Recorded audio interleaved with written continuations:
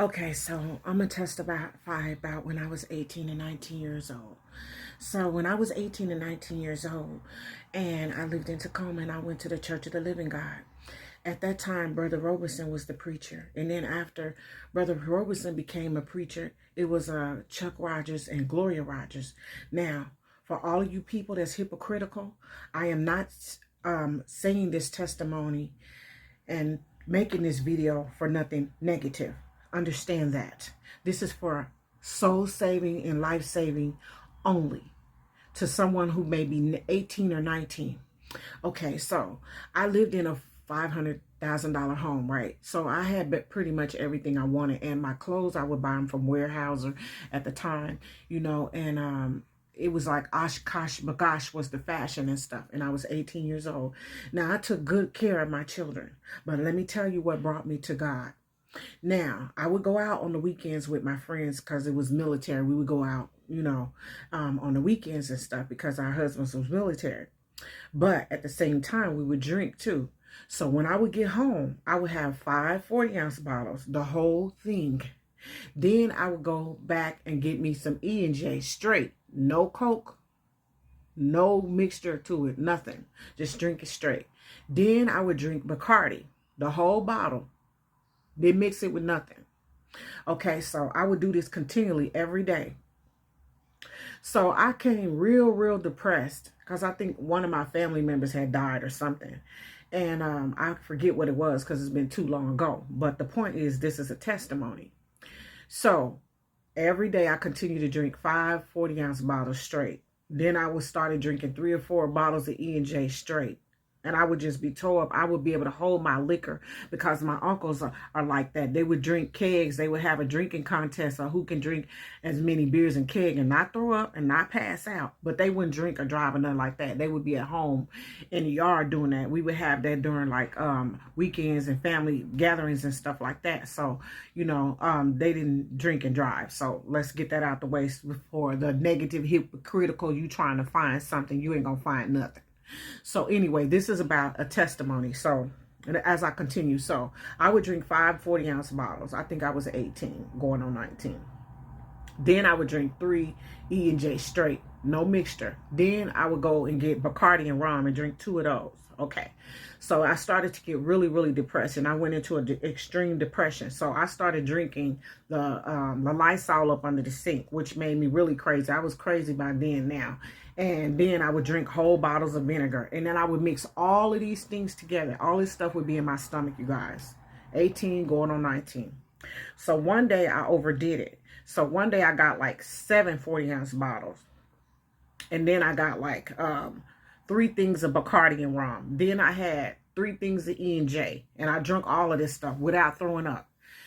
Then I got the Lysol. I drank it from up under there because at that time I was suicidal, and I was 18 and 19 trying to kill myself because of what happened, and I wanted to fix it, and I couldn't fix it, and I was just tripping, and so that night, that last bottle of vinegar, I drank the whole, like 3 or 4 bottles of vinegar. Then I drank, I think it was like E&J last, and then the last thing I had drunk was gin. I just hit the floor. That's all I can remember. And I woke up, and Sister Gloria, which she was a preacher's wife at the Church of the Living God in Tacoma, was on the right-hand side of me. Her husband, Chuck Rogers, was on the left-hand side of me, right? And I had been with them, because I was trying to get saved and change my life and deal with the depression, because I was like 19, going on 19, 18, going on 19, something like that. But this is the thing, you guys. They picked me up off the floor. I didn't know that they knew. But his wife said she had a vision of the Lord showing her what I was doing. I never told her that. She never knew I was depressed. She never knew. But that night when I did all that stuff, she said the Lord showed her what I had been doing for that week. And so the Lord told her to come to my house and check and see if the kids was all right. Because my husband went there. He had went back to Florida, right? So her and Chuck went, and they took one of their daughters because they had like 4 daughters. It was Danica, Leala, and Tina, 3 daughters, and I think one of them had got through the window, and I was laying on the floor, and I was dead. They said I was dead, so they had took me to St. Joseph Hospital. When they took me to St. Joseph Hospital, this is the thing about how I knew that I belonged to the Lord. They said that they could hear the wind blowing, and there was no wind blowing in there. And the doctor too could hear the wind blowing, and there was no wind blowing in there. And so Chuck said to his wife, well, let's start praying. So they started praying, call her back. As they was praying for me, I was like going through like another dimension, because I was like already dead. As they started praying for me, he called my name, and I could hear him calling my name, which was really strange. I could hear him calling my name. And then his wife was praying for me. Her name was Gloria Rogers, Sister Gloria. And that's when I woke up. And then Chuck, who was her husband, he said to me, he said, you know, the Lord said that you can't do that no more. The Lord said, your time is up. You can't do that no more. And if you do that, you're going to die. And you're going to go to hell. Now, do you want to go to hell? And I said, I don't want to go to hell. And he said, well, what was you doing? Why were you trying to do that? And I said, I don't know. I was going through the state of depression, and I didn't know how to express myself. And he said, well, the Lord said that you can't do that no more. So now you have to come to God, and you have to give yourself to God, and you cannot do any of those things anymore. So they stayed in the hospital with me. And you guys, I am not lying. You could still feel the wind blowing. Even the doctor. The doctor was standing there because he was scared. And I started to cry.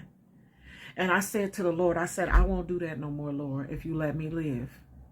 And I started living then. And I started being in church all the time, every day. And so as time went on, I needed another type of deliverance, which I didn't understand, because there's some things about life you ain't going to understand, and they're spiritual. And then there's some things that's too deep to understand. And so from there, that's when I went to the Kojic Church, Church of God in Christ, that I had went to. And that's when I had met my pastor, who I've had for 40 years, and his wife. He's married to his wife for 50 years, who had boxed with Muhammad Ali. He was a pilot, and he raised 14 children and stuff like that. And he was the type of preacher that he wasn't going to take your money. He'll tell you can leave and don't come back no more. He ain't taking no money, because God told him to preach the way he preached. And he really had the gift, you know, of helping people to heal and stuff like that. Regardless of people's faults, their gifts don't leave them. But let me go on and finish. So I got saved, and I got filled with the Holy Ghost. And that's when I began to understand God and spiritual warfare, and really who I was. I didn't drink again for the next 30 or 40 years. That's a long time. I never did that again. That's what deliverance is. So with all that saying, I put all of that in this body, and I'm still alive. I'm not alive because no physician. I'm not alive because no therapist. I'm not alive because no counselor. I'm alive because of the Lord, for real, for real. And my body healed. Because at the time that I was doing all that, I cut both of my arms up. They had slashes in them. But when the Lord told me that you can't do this no more, do you understand? When I went to the altar, those cuts healed up off of my arms as if they was never there. They really did. And when after I had went through all of that, I never forget who brought me to deliverance. Because somebody that really loves you, that's your friend, they're going to bring you to deliverance. They're going to help you through life. And you're going to remember for the rest of your life. And they're going to be the same. They're not going to change on you. You know, because what you have and what they don't have. That's when God puts somebody in your life. And, you know, this is a wonderful testimony to you guys. Because what God can do. The doctor didn't help me, but the Lord healed me.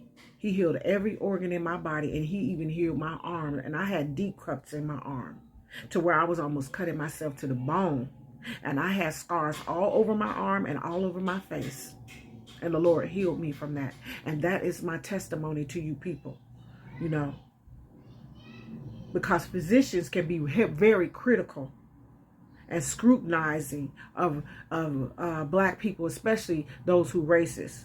And they ain't got no experience of the black community at all. They just got a degree and what